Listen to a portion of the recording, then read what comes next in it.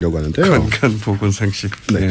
왜 지난주에 화제가 되었던 질병이 있습니다. 그 연병이라고요. 장티푸스. 네. 네. 장티푸스. 그 유명한 최모 씨가 이 병에 걸린 것이 아니냐는 의혹이 현장에서 강하게 제기된 바 있지 않습니까? 그래서 오늘은 이 1군 법정 전염병인 연병의 뜻과 특성 그리고 예방과 치료에 대해서 자세히 알아보는 시간을 갖도록 하겠습니다. 알아야죠. 이게 그럼요. 굉장히 심각한 질병이거든요. 네. 제가 알기로는 고통이 굉장히 심하다고 해요. 예, 굉장히 위험하고 어려운 병이었고요. 근데 물론 이 말이 좀 욕처럼 사용된다고도 하는데 저는 들어본 적은 없고요. 원래 그런 뜻이 아닙니다. 여기서 염자는 전염할 때 염자이기 때문에 사실은 그냥 전염병이라는 뜻입니다. 원래는. 원래 뜻은. 원래는 그런데 우리나라의 경우에는 구체적인 질환을 가리키게 되죠. 우리나라에서 전염병은 크게 6가지 군으로 분류가 됩니다. 그러면 어원에 맞춰서 그 의미를 풀자면 전염병 하네 이런 얘기예요? 그렇습니다. 전염병에 걸렸네. 전염병을 앓고 있네. 네. 이런 뜻이 되는데요. 그래서 걱정의 이제 의미네요. 네. 또는 경고 다른 사람들에게. 그렇습니다. 이 사람이 전염병에 걸렸어. 뭐 이런 거잖아요. 예, 그 부분에 대해서 제가 또 설명을 좀 드리고요. 피해라. 뭐 이런 뜻인데. 그렇습니다. 바로 그거죠. 1군 전염병이 가장 전염이 빠르고 사회적 파급력이 큰 경우입니다. 이게 이제 콜레라, A형 간염, 세균성 이질 그리고 오늘의 주제인 이 연병이 포함이 되는데요. 말씀하신 대로 외래어로는 장티푸스라고 하죠. 장티푸스. 뭐 많이 들어본 이름이다 하실 텐데, 근데 이 이름을 장티푸스를 한 단어라고 생각하시는 분들이 많아요. 한 단어가 아니에요? 한 단어가 아니고요. 장티푸스입니다. 장에 티푸스가 걸렸다는 네, 거구나. 정확하게 말하면 위장인데, 그러니까 위장에 걸리는 티푸스라는 뜻인데, 티푸스라는 말은 그리스어로 혼란스러운이란 뜻이에요. 혼란스러운. 왜냐하면 이 병에 걸리면은 환자가 정신 상태가 굉장히 좀 혼미해지거든요.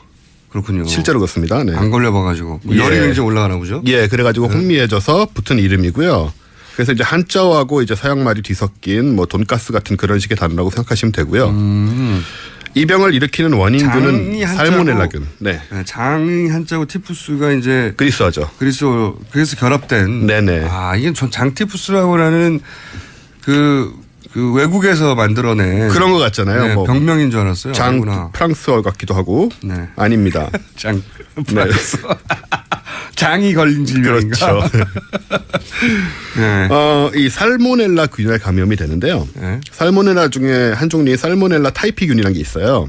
타이피. 근데 이 주 감염 경로가 환자나 보균자의 대변이나 소변에 오염된 물질을 먹었을 때입니다. 그거를 먹기는 쉽지 않은데 그걸. 이렇게 우연히 섭취가 되던가 뭐 오염된 뭐 경우가 이렇게 생기죠. 예.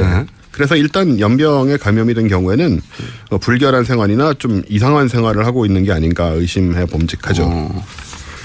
증상은 일단 고열, 두통, 구토 등이 일어나고요. 서강대학교 보건실의 자료에 따르면 심한 경우에는 건드려도 반응이 없거나 정신없이 허공을 쳐다보고 또 헛소리를 하는 경우가 있다고 해요. 네, 실제로 이렇게 돼 있습니다. 헛소리. 허공을 쳐다보는 거는 그러니까 정신이 좀 나가는 상태. 멍한 상태가 되고 너무 발열이 심하고 그런 그렇죠. 그런 다음에 이제 헛소리를 하는 경우가 있는데 그래서 지난번 그 최 씨의 경우에는 그 헛소리 부분이 바로 강한 의혹의 근거가 되지 않았나 추정할 수 있죠. 그리고 이제 그 허공 부분도 적용 가능합니다. 이게 묵비권을 행사했다니까 묵비권을 행사하면 할 수 있는 게 허공을 쳐다보는 거 같거든요. 그렇죠. 아하. 네, 의학적으로 다 설명이 되는 부분이고요. 설명이 되네요. 막 설득되려고 하고 있어요. 네, 말씀하신 대로 이제 전염성이 언제 심하기 때문에 환자로 의심되는 사람은 즉시 그 사실을 큰 소리로 주위에 알려야 되는 것이죠. 그런 일을 이제 또 하신 분이 계시지 않습니까? 네.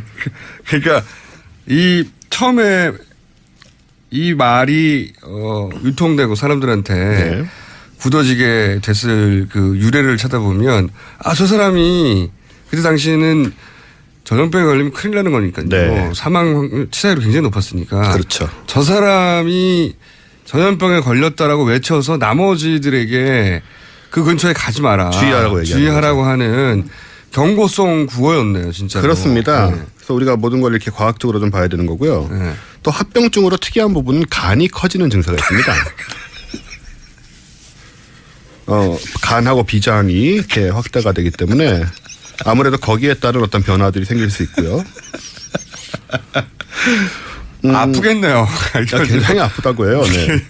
아, 그렇죠. 커지면 안 되는 게 커졌으니까 아프겠네요. 참 걱정됩니다. 그 역사적으로는 1960, 70년대 이른바 개발 독재 시기하고 유행 시기가 겹칩니다. 우리나라에서. 이때는 한 해에 수천 명씩 감염이 됐고 치사율이 꽤 높아서 치료를 잘 하지 않으면은 25%에 달했다고 해요. 그러니까 4명 중에 1명이 죽은 거죠. 1960년대, 60, 70년대. 70년대에도 이미 아직도 25%에 대한 치사율. 네네. 굉장히 위험한 병이라 다 이렇게 그 격리를 했었고요.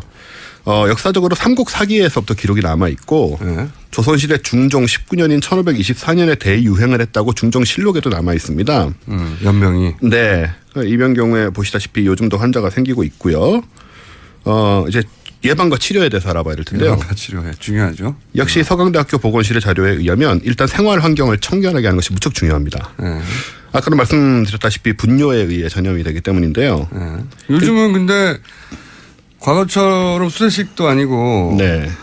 수세식이 아니라 저기 뭐라고 부르죠? 퍼세식이요? 퍼세식이 또 아니고 그 위생 조건은 굉장히 향상돼서 그럴 염려는 별로 없을 것 같아요. 예전에는 이제 그 뒷간과 가까웠잖아요. 네. 소위. 그래서 그리고 또 그걸 야채 뿌리기도 하고 그렇죠. 그 얼음으로 인분을 그러다 보니까 이제 그럴 수 있었을 것 같은데 요즘은 어디서 접촉이 그게 가능할까요? 글쎄요. 그럼 뭐 저 이런 분들의 사생활을 잘 모르니까 정확하게 파악하기는 어렵지만 일단 감염이 된다는 경우에는 이런 식으로 접촉됐을 가능성이 있다는 얘기를 할 수가 있는 것이죠. 그리고 감염이 되면 항생제 치료를 하는데 환자나 보균자는 강제적으로 격리를 해야 되고요. 그거는 이미 이루어진 것 같고요. 네. 또 주변을 깨끗이 철저하게 소독 내지 소각해야 합니다. 소가. 예. 그리고 만성 보균자의 발견 처치가 아주 중요한데 이번 최모 씨의 경우에는 활발한 그 활동 기간이 아까 말씀하신 국내 대유행기 1970년대와 겹치기 때문에 그때부터 만성 보균자가 되었을 가능성이 있죠. 네. 그러네요. 예. 그래서 예방 접종을 맞아야 되느냐 이런 생각을 하게 되는데 그러면 그때 그 고함을 지른 미영원 네. 그 아주머니는 그런 의학 지식을 다 갖추고 사실은 충분히 그럴 수 있습니다. 어떤 인류애라고 할까요? 경각심을 주변 사람들에게 특히 근무하시는 분들도 그렇고 기자들에게 조심해라 이거 아니에요? 그렇죠. 네. 예. 그래서 제가 그 부분을 제가 좀 밝혀드리기 위해서 오늘 얘기를 드리는 거고요. 예방 접종을 우리가 어릴 때 맞았는데 지금 일반인은 필요 없고 고위험인 군인 경우에 접종을 합니다. 근데 어떤 사람들이 고위험군이냐면 보균자와 밀접하게 접촉하는 사람, 그러니까 가족이 대표적이죠. 그러니까 지금 경우에는 이분 가족이 덴마크에 있지 않습니까? 그래서 이분도 사실 보균 상태일 수가 있습니다.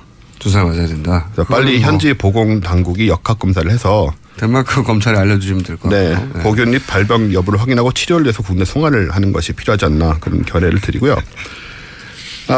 이 연병을 포함한 1군 법정 전염병의 대부분은 소위 후진국형 질병입니다. 그렇겠죠. 네. 그렇겠죠.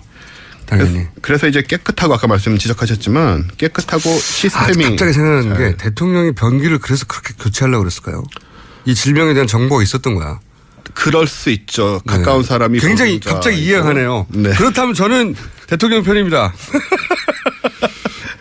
건강을 위해서니까. 네. 네. 이 질병에 대한 심각성을 가장 가까이서 봐왔기 때문에 그렇죠. 예. 변기에 그렇게 집착한 게 아닐까. 갑자기 이해가 가려고 그러네요.